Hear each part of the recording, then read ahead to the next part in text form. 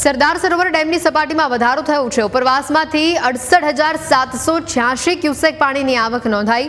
નર્મદા ડેમની સપાટી 121.40 મીટર પર પહોંચી છે।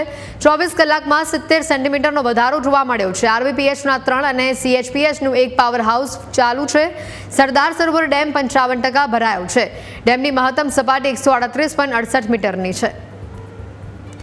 તો હાલ સરદાર સરોવર ડેમ 55% ભરાયો છે।